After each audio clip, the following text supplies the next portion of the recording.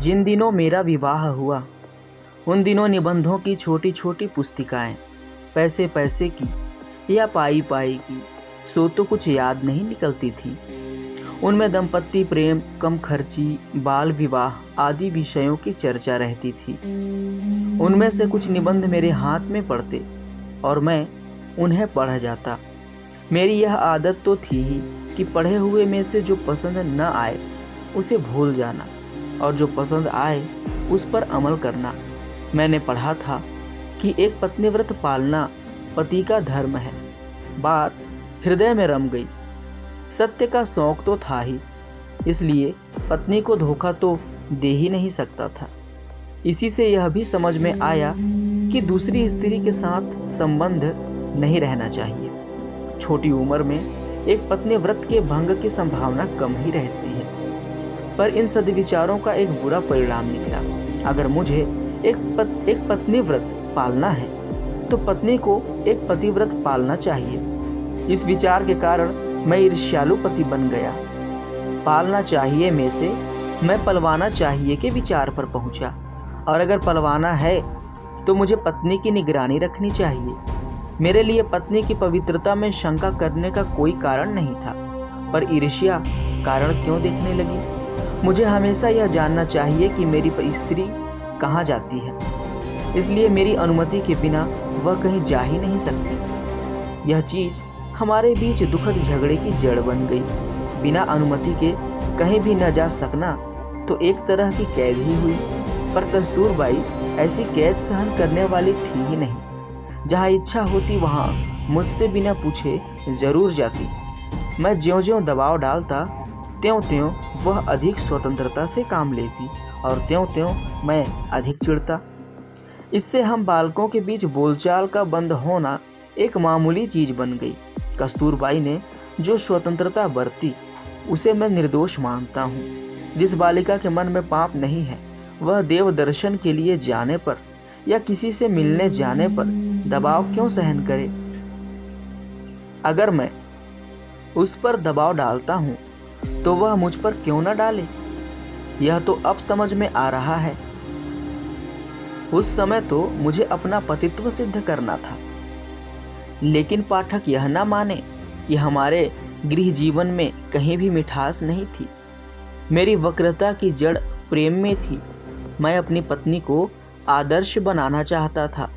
मेरी यह भावना थी कि वह स्वच्छ बने, स्वच्छ रहे, और मैं सीखूं सो सीखे, मैं पढ़ूं सो पढ़े, हम दोनों एक दूसरे में ओतप्रोत रहें। कस्तूरबाई में यह भावना थी या नहीं इसका मुझे पता नहीं। वह निरक्षर थी, स्वभाव से सीधी, स्वतंत्र, मेहनती और मेरे साथ तो कम बोलने वाली थी। उसे अपने अज्ञान का असंतोष न था। अपने बचपन में मैंने कभी उसकी यह इच्छा नहीं जानी कि मेरी तरह वह भी पढ़ सके तो अच्छा हो। इससे मैं मानता हूँ कि मेरी भावना एक पक्षी थी। मेरा विषय सुख पर एक स्त्री पर ही निर्भर था और मैं उस सुख का प्रतिघोष चाहता था। जहाँ प्रेम एक पक्ष की ओर से होता है वहाँ सर्वांश में दुख तो नहीं ही होता। मुझे कहना चाहिए कि मैं अपनी स्त्री के प्रति विषयासक्त था। शाला में भी उसके विचार आते रहते, कब रात पड़े और कब हम मिले, यह विचार बना ही रहता। वियोग असहाय था। अपनी कुछ निकम्मी बकवासों से मैं कस्तूरबाई को जगाए ही रहता। मेरा ख्याल है कि इस आसक्ति के साथ ही मुझ में कर्तव्य परायण न होती तो मैं व्याधिग्रस्त होकर मौत के मुंह में चला जाता, अथवा इस संसार में बोझ रूप बनकर जिंदा रहता। सवेरा होते ही नित्य कर्म में तो लग जाना चाहिए। किसी को धोखा तो दिया ही नहीं जा सकता। अपने विचारों के कारण मैं बहुत से संकटों से बचा हूँ। मैं लिख चुका हूँ कि कस्तूरबाई निरक्षर थी। उसे पढ़ने की मेरी बड़ी इच्छा थी, पर मेरी विषय वासना मुझे पढ़ाने कैसे देती। एक तो मुझे ज़बरदस्ती पढ़ाना था, वह भी रात के एकांत में ही हो सकता था। बड़ों के सामने तो स्त्री की तरफ देखा भी नहीं जा सकता था। फिर बातचीत कैसे होती। उन दिनों काठियावाड़ में घूंघट निकालने का निकम्मा और जंगली रिवाज था। आज भी बड़ी हद तक मौजूद है। इस कारण मेरे लिए पढ़ाने की परिस्थितियां भी प्रतिकूल थी। अतएव मुझे यह स्वीकार करना चाहिए कि जवानी में पढ़ाने के जितने प्रयत्न मैंने किए वे सब लगभग निष्फल हुए। जब मैं विषय की नींद में से जागा तब तो सार्वजनिक जीवन में कूद चुका था, इसलिए अधिक समय देने की मेरी स्थिति नहीं रही थी। शिक्षक के द्वारा पढ़ाने के मेरे प्रयत्न भी व्यर्थ सिद्ध हुए। यही कारण है कि आज कस्तूरबाई की स्थिति मुश्किल से पत्र लिख सकने और साधारण गुजराती समझ सकने की है। मैं मानता हूँ कि अगर मेरा प्रेम विषय से दूषित न होता तो आज वह एक विदुषी स्त्री होती। मैं उसके पढ़ने के आलस्य को जीत सकता था, क्योंकि मैं जानता हूँ कि शुद्ध प्रेम के लिए कुछ भी असंभव नहीं है। यूँ अपनी पत्नी के प्रति विषयासक्त होते हुए भी मैं किसी कदर कैसे बच सका, इसका एक कारण बता चुका हूँ। एक और भी बताने लायक है। सैकड़ों अनुभवों के सहारे मैं इस परिणाम पर पहुँच सका हूँ कि जिसकी निष्ठा सच्ची है उसकी रक्षा स्वयं भगवान ही कर लेते हैं। हिंदू समाज में यदि बाल विवाह का घातक रिवाज है तो साथ ही उसमें से थोड़ी मुक्ति दिलाने वाला रिवाज भी है। माता पिता बालक वर वधू को लंबे समय तक एक साथ रहने नहीं देते। बाल पत्नी का आधे से अधिक समय पीहर में बीतता है। यही बात हमारे संबंध में भी हुई। मतलब यह कि 13 से 19 साल की उम्र तक छुट-फुट मिलाकर कुल 3 साल से अधिक समय तक साथ नहीं रहे होंगे। 6-8 महीने साथ रहते, इतने में माँ बाप के घर का बुलावा आ ही जाता। उस समय तो वह बुलावा बहुत बुरा लगता था, पर उसी के कारण हम दोनों बच गए। फिर तो 18 साल की उम्र में मैं विलायत गया, जिससे लंबे समय का सुंदर वियोग रहा। विलायत से लौटने पर भी हम करीब 6 महीने ही साथ में रहे होंगे, क्योंकि मैं राजकोट और बम्बई के बीच जाता आता रहता था। इतने में दक्षिण अफ्रीका का बुलावा आ गया। इस बीच तो मैं अच्छी तरह जागृत हो चुका था। मैं लिख चुका हूँ कि ब्याह के समय मैं हाई स्कूल में पढ़ता था। उस समय हम तीनों भाई एक ही स्कूल में पढ़ते थे। जेठे भाई ऊपर के दर्जे में थे और जिन भाइयों के ब्याह के साथ मेरा विवाह हुआ वे मुझसे एक दर्जा आगे थे। ब्याह का परिणाम यह हुआ कि हम 2 भाइयों का 1 वर्ष बेकार गया। मेरे भाई के लिए तो परिणाम इससे भी बुरा रहा। ब्याह के बाद वे स्कूल में पढ़ ही न सके। कितने नौजवानों को ऐसे अनिष्ट परिणामों का सामना करना पड़ता होगा, भगवान ही जाने। विद्याभ्यास और विवाह दोनों एक साथ तो हिंदू समाज में ही चल सकते हैं। मेरी पढ़ाई चलती रही। हाई स्कूल में मेरी गिनती मंदबुद्धि विद्यार्थियों में नहीं थी। शिक्षकों का प्रेम मैं हमेशा ही पा सका था। हर साल माता पिता के नाम स्कूल के विद्यार्थी की पढ़ाई और उसके आचरण के संबंध में प्रमाण पत्र भेजे जाते थे। उनमें मेरे आचरण या अभ्यास के खराब होने की टीका कभी नहीं हुई। दूसरी कक्षा के बाद मुझे इनाम भी मिले और 5वीं तथा 6ठी कक्षा में क्रमशः प्रति मास 4 और 10 रुपयों की छात्रवृत्ति भी मिली थी। इसमें मेरी होशियारी की अपेक्षा भाग्य का अंक अधिक था। ये छात्रवृत्तियां सब विद्यार्थियों के लिए नहीं थी, बल्कि सोरठ वासियों में से सर्वप्रथम आने वालों के लिए थी। 40-50 विद्यार्थियों की कक्षा में उस समय सोरठ प्रदेश के विद्यार्थी कितने हो सकते थे। मेरा अपना ख्याल है कि मुझे अपनी होशियारी का कोई गर्व नहीं था। पुरस्कार या छात्रवृत्ति मिलने पर मुझे आश्चर्य होता था, पर अपने आचरण के विषय में मैं बहुत सजग था। आचरण में दोष आने पर मुझे रुलाई आ ही जाती थी। मेरे हाथों कोई भी ऐसा काम बने जिससे शिक्षकों को मुझे डांटना पड़े अथवा शिक्षकों का वैसा ख्याल बने तो वह मेरे लिए असहाय हो जाता था। मुझे याद है कि एक बार मुझे मार खानी पड़ी थी। मार का दुख नहीं था, पर मैं दंड का पात्र माना गया। इसका मुझे बड़ा दुख रहा। मैं खूब रोया। यह प्रसंग पहली या दूसरी कक्षा की है। दूसरा एक प्रसंग 7वीं कक्षा का है। उस समय दोराबजी एदलजी गिमी हेडमास्टर थे। वे विद्यार्थी प्रेमी थे क्योंकि वे नियमों का पालन करवाते, व्यवस्थित रीति से काम करते और लेते और अच्छी तरह पढ़ाते थे। उन्होंने उच्च कक्षा के विद्यार्थियों के लिए कसरत, क्रिकेट अनिवार्य कर दिए थे। मुझे इनसे अरुचि थी। इनके अनिवार्य बनने से पहले मैं भी कसरत, क्रिकेट या फुटबॉल में गया ही न था। न जाने में मेरा शर्मिला स्वभाव ही एकमात्र कारण था। अब मैं देखता हूँ कि वह मेरी अरुचि, मेरी भूल थी। उस समय मेरा यह गलत ख्याल बन चुका था कि शिक्षा के साथ साथ कसरत का कोई संबंध नहीं है। बाद में मैं समझा कि विद्याभ्यास में व्यायाम का अर्थात शारीरिक शिक्षा का मानसिक शिक्षा के समान ही स्थान होना चाहिए। फिर भी मुझे कहना चाहिए कि कसरत में न जाने से मुझे नुकसान नहीं हुआ।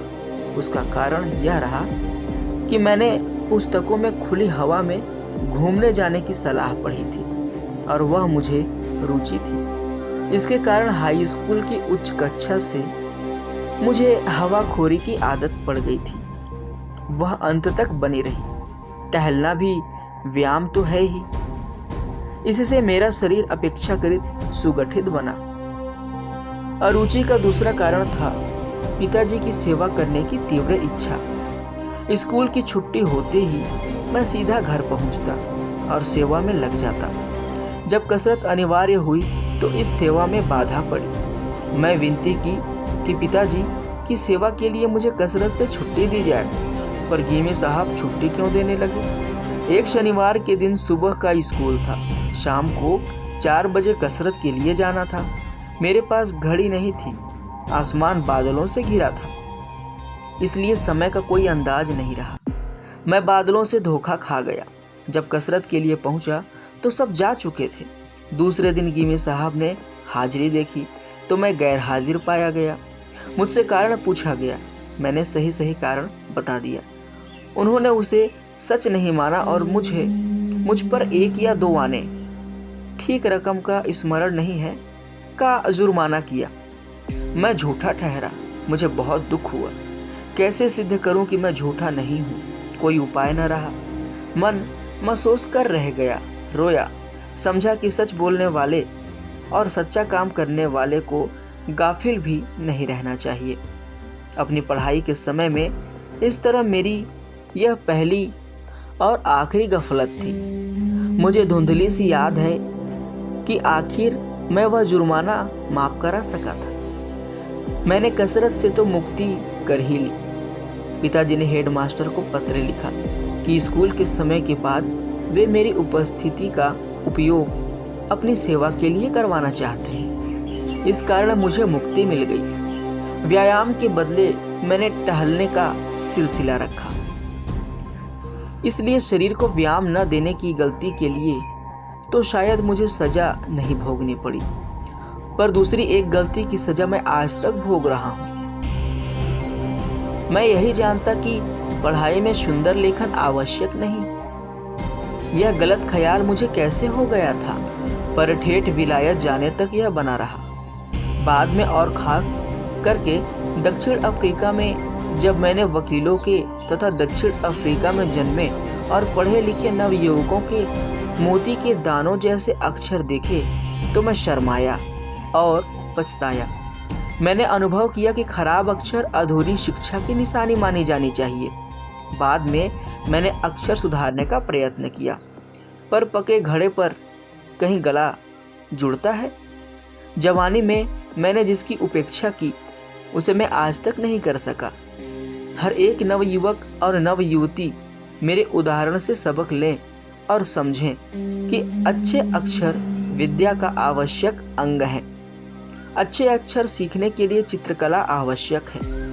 मेरी तो यह राय बनी है कि बालकों को चित्रकला पहले सिखानी चाहिए। जिस तरह पक्षियों, वस्तुओं आदि को देखकर बालक उन्हें याद रखता है और आसानी से उन्हें पहचानता है, उसी तरह अक्षर पहचानना सीखे। और जब चित्रकला सीखकर चित्र आदि बनाने लगे तभी अक्षर लिखना सीखे तो उसके अक्षर छपे अक्षरों के समान सुंदर होंगे। इस समय के विद्याभ्यास के दूसरे 2 संस्मरण उल्लेखनीय हैं। ब्याह के कारण जो 1 साल नष्ट हुआ था, उसे बचा लेने की बात दूसरी कक्षा के शिक्षक ने मेरे सामने रखी थी। उन दिनों परिश्रमी विद्यार्थी को इसके लिए अनुमति मिलती थी। इस कारण तीसरी कक्षा में मैंने 6 महीने रहा और गर्मी की छुट्टियों से पहले होने वाली परीक्षा के बाद मुझे चौथी कक्षा में बैठाया गया। इस कक्षा से थोड़ी पढ़ाई अंग्रेजी माध्यम से होने लगती थी। मेरी समझ में कुछ ना आता था। भूमिति भी चौथी कक्षा से शुरू होती थी। मैं उसमें पिछड़ा हुआ था। इस पर मैं उसे बिल्कुल समझ नहीं पाता था। भूमिति शिक्षक अच्छी तरह समझाकर पढ़ाते थे, पर मैं कुछ समझ ही न सकता था। मैं अक्सर निराश हो जाता। कभी कभी यह भी सोचता कि 1 साल में 2 कक्षाएं करने का विचार छोड़कर मैं तीसरी कक्षा में लौट जाऊं, पर ऐसा करने में मेरी लाज जाती और जिन शिक्षकों ने मेरी लगन पर भरोसा करके मुझे चढ़ाने की सिफारिश की थी, उनकी भी लाज जाती। इस भय से नीचे जाने का विचार तो छोड़ ही दिया। जब प्रयत्न करते करते मैं यूक्लिड के 13वें प्रमेय तक पहुंचा, तो अचानक मुझे बोध हुआ कि भूमिति तो सरल से सरल विषय है, जिसमें केवल बुद्धि का सीधा और सरल प्रयोग ही करना है। उसमें कठिनाई क्या है? उसके बाद तो भूमिति मेरे लिए सदा ही एक सरल और सरस विषय बना रहा। भूमिति की अपेक्षा संस्कृत ने मुझे अधिक परेशान किया। भूमिति में रटने की कोई बात थी ही नहीं, जबकि मेरी दृष्टि में संस्कृत में तो सब रटना ही होता था। यह विषय भी चौथी कक्षा से शुरू हुआ था। छठी कक्षा में मैं हारा। संस्कृत शिक्षक बहुत बड़े मिजाज के थे। विद्यार्थियों को अधिक सिखाने का लोभ रखते थे। संस्कृत वर्ग और फारसी वर्ग के बीच एक प्रकार की होड़ रहती थी। फारसी सिखाने वाले मौलवी नरम मिजाज के थे। विद्यार्थी आपस में बात करते कि फारसी तो बहुत आसान है और फारसी शिक्षक बहुत भले हैं। विद्यार्थी जितना काम करते हैं उतने से वे संतोष कर लेते हैं। मैं भी आसान होने की बात सुनकर ललचाया और एक दिन फारसी के वर्ग में जाकर बैठा। संस्कृत शिक्षक को दुख हुआ। उन्होंने मुझे बुलाया और कहा, यह तो समझ कि तू कितना लड़का है। क्या तू अपने धर्म की भाषा नहीं सीखेगा? तुझे जो कठिनाई हो सो मुझे बता। मैं तो सब विद्यार्थियों को बढ़िया संस्कृत सिखाना चाहता हूँ। आगे चलकर उसमें रस के घूंट पीने को मिलेंगे। तुझे यूँ हारना नहीं चाहिए। तू फिर से मेरे वर्ग में बैठ। मैं शर्माया। शिक्षक के प्रेम की अवगणना न कर सका। आज मेरी आत्मा कृष्ण शंकर मास्टर का उपकार मानती है, क्योंकि जितनी संस्कृत मैं उस समय सीखा उतनी भी न सीखा होता तो आज संस्कृत शास्त्रों में मैं जितना रस ले सकता हूँ उतना न ले पाता। मुझे तो इस बात का पश्चाताप होता है कि मैं अधिक संस्कृत अधिक न सीख सका, क्योंकि बाद में मैं समझा कि किसी भी हिंदू बालक को संस्कृत का अच्छा अभ्यास किए बिना रहना ही न चाहिए। अब तो मैं यह मानता हूँ कि भारतवर्ष की उच्च शिक्षा के पाठ्यक्रम में मातृभाषा के अतिरिक्त राष्ट्रभाषा हिंदी, संस्कृत, फारसी, अरबी और अंग्रेजी का स्थान होना चाहिए। भाषाओं की इस संख्या से किसी को डरना नहीं चाहिए। भाषा पद्धति पूर्वक सिखाई जाए और सब विषयों को अंग्रेजी के माध्यम से सीखने सोचने का बोझ हम पर न हो, तो ऊपर की भाषाएं सीखना सिर्फ बोझ रूप न होगा, बल्कि उसमें बहुत ही आनंद आएगा। और जो व्यक्ति एक भाषा को शास्त्रीय पद्धति से सीख लेता है, उसके लिए दूसरी का ज्ञान सुलभ हो जाता है। असल में तो हिंदी, गुजराती, संस्कृत एक भाषा मानी जा सकती है। इसी तरह फारसी और अरबी एक मानी जाए। यद्यपि फारसी संस्कृत से मिलती जुलती है और अरबी का हिब्रू से मेल है, फिर भी दोनों का विकास इस्लाम के प्रकट होने के बाद हुआ है, इसलिए दोनों के बीच निकट का संबंध है। उर्दू को मैंने अलग भाषा नहीं माना है, क्योंकि उसके व्याकरण का समावेश हिंदी में हो जाता है। उसके शब्द तो फारसी और अरबी ही हैं। ऊंचे दर्जे की उर्दू जानने वाले के लिए अरबी और फारसी का ज्ञान जरूरी है। वैसे उच्च प्रकार की गुजराती, हिंदी, बंगला, मराठी जानने वाले के लिए संस्कृत जानना आवश्यक है।